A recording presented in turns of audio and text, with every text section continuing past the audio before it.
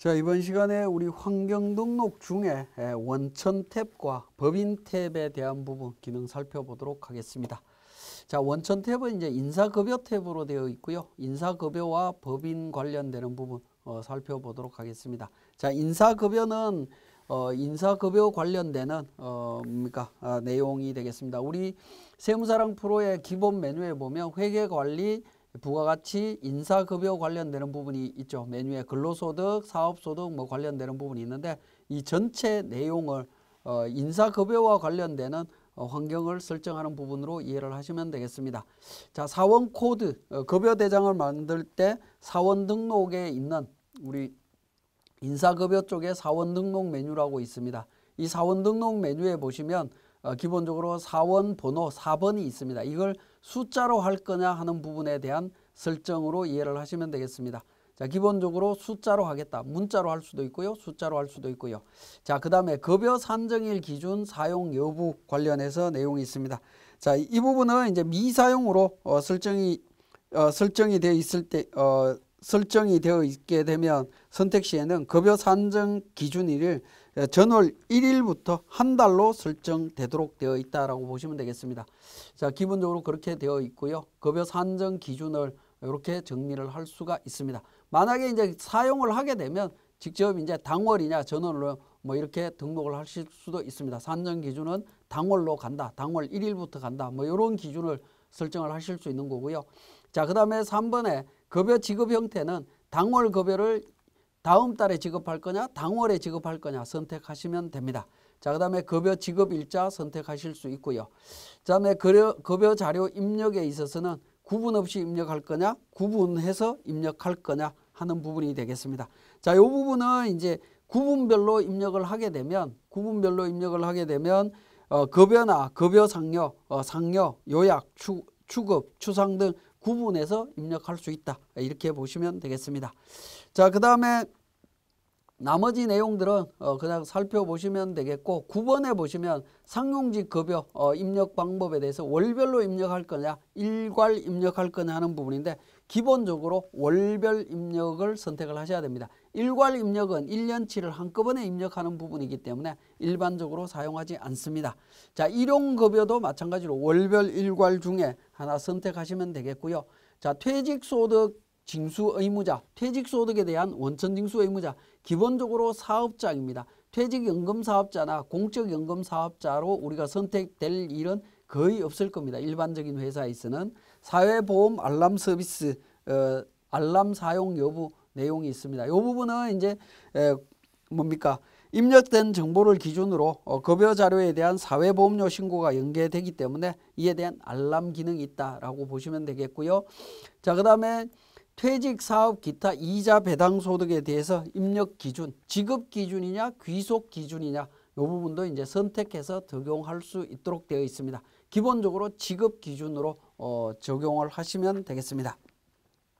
자, 인사급여와 관련되는 내용들은 특별한 상황이 없는 한은 그냥 우리 세무사랑 프로에서 기본적으로 등록된 기본값으로 사용하시면 되겠습니다. 자, 법인 탭으로 갑니다. 자, 법인 탭은 법인일 때는 법인 탭으로 되어 있고요. 개인일 때는 개인 사업자일 때는 개인 탭으로 명칭이 바뀌게 됩니다. 내용은 거의 비슷하다라고 보시면 되겠네요. 첫 번째 감가상각 시부인 관련되는 부분은 계정 과목별로 시부인할 거냐 아니면 자산별로 시부인할 거냐 하는 부분인데 일반적으로 계정 과목별로 시부인 계산을 합니다. 자, 두 번째 소득금액 조정 합계표의 조정 방법, 조정 등록 방법이 되겠습니다. 조정 과목을 사용할 거냐 아니면 직접 입력할 거냐 하는 부분인데 조정 과목을 사용하는 방향을 추천을 해 드립니다. 예를 들어서 한번 보도록 하겠습니다. 소득금액 조정 합계표에서 예를 들어서 과목란에 법인세라고 이렇게 입력을 하게 되면 조정 과목이 등록되어 있는 부분 중에 법인세라는 단어로 전부 다 조회가 됩니다. 그래서 우리가 법인세 비용이다 라고 하면 법인세 비용에서 금액 1,000만 원 이렇게 세무조정을 편리하게 할 수 있는 기능이다 라고 보시면 되겠습니다. 자, 그렇게 정리를 하실 수가 있고요. 그 다음에 관련되는 부분이 정관상 회사 사업연도, 그 다음에 신고 구분 관련되는 부분이 있습니다. 4번, 5번에 신고 구분이 있는데요. 자, 이 부분이 이제 중요한 부분이 되겠습니다. 신고 구분은 확정이냐 중간 연합이냐 하는 부분에 대한 내용이 되겠습니다. 요거 정리하시면 되겠고, 5번에 있는 신고 구분에 정기 수정이 있는데요. 우리 법인세나 소득세 신고 관련해서 수정 신고서 작성을 할 때 기능이 되겠습니다. 일반적으로 부가가치세 신고 관련되는 부분에 있어서 수정 신고를 한다라고 하면 부가가치세 신고를 할 때 오른쪽에 보시면 신고 구분에 정기신고, 수정신고 관련되는 내용이 자동으로 있고요. 인사급여에서 원천징수 이행상황신고서를 실행하더라도 신고 구분에서 정기신고, 수정신고 관련되는 내용이 자동으로 나오도록 되어 있습니다. 신고서에서 수정신고서를 작성할 수 있도록 되어 있는데 법인세와 관련되는 부분은, 법인세나 소득세 관련되는 부분은 우리 환경등록에서 그 부분을 등록을 하셔야 된다라는 겁니다.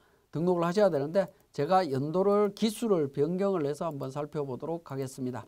자, 2020년도로 해서 환경등록에서 등록되어 있는 부분 보겠습니다. 법인에 보시면 수정 1차로 표시가 되어 있죠. 그래서 수정 1차로 표시가 되어 있기 때문에, 자, 수정 1차로 표시가 되기 위해서는 제가 다시 바꿔보겠습니다. 정기신고로 바꾸겠습니다. 자, 법인의 신고 구분을 정기로 바꿨습니다. 정기로 바꿨고요. 자, 정기로 바꾸고 난 뒤에 법인 조정에 가서 세액조정 계산서를 조회를 해보겠습니다. 조회를 하게 되면 마감이 되어 있어야 됩니다. 정기신고로 이렇게 마감이 되어 있죠. 마감이 되어 있는데 이 부분에 대해서 수정할 사항이 생겼다라고 하면 수정하실 때는 회계관리에서 환경등록에서 관련되는 부분을 법인 부분에서 수정 1차를 선택하게 됩니다. 자, 수정 1차를 선택하신 다음에 법인 조정에 가서 수정 신고를 합니다. 자, 조정학계표에 가서 미사용 관련되는 부분 등록을 하게 될 겁니다.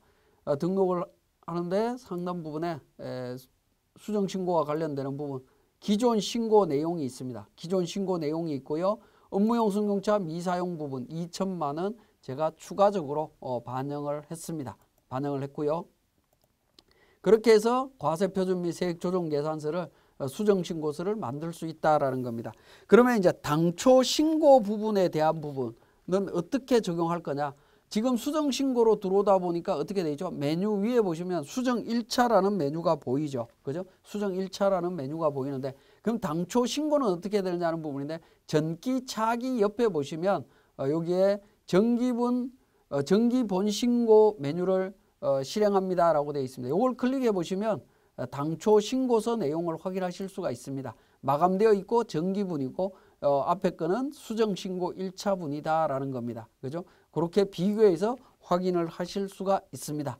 그리고 이 서식을 만약에 출력을 한다라고 하면 인쇄 버튼을 통해서 출력을 하시면 되는데, 이때 출력하실 때 인쇄 서식에 보시면 여러 가지 서식이 있습니다. 처음에 이런 형태로 나올 겁니다. 수정신고로 되어 있는 수정신고서로 수정된 신고서식이 있는데, 요 위에 이제 우리가 보통 수기로 수정신고를 한다라고 하면 빨간색으로 표시를 해야 되는데요. 그 내용을 우리 인쇄서식에 수정신고 법인세 세액조정계산서 작성하게 되면 위에 빨간색으로 표시되도록 되어 있습니다. 칼라로 인쇄하시게 되면 요 출력하셔서 바로 신고하시면 되겠고, 상단 부분에 보시면 수정신고라고 하는 메시지가 나와 있습니다.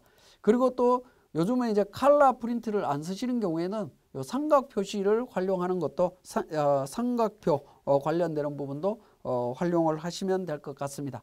그래서 우리 법인세나 소득세 수정신고 관련되는 부분이 수정신고서를 만드는 부분은 우리 그 환경등록에서 활용을 하실 수 있다라는 점 기억을 하셔야 되겠습니다. 다른 부가가치세나 원천세는 관련 신고서에서 바로 수정신고서를 작성할 수 있지만, 법인세나 소득세 신고와 관련되는 부분은 환경등록에서 먼저 등록을 하신 다음에 변경을 하신 다음에 진행해야 된다라는 점 기억하시면 되겠습니다.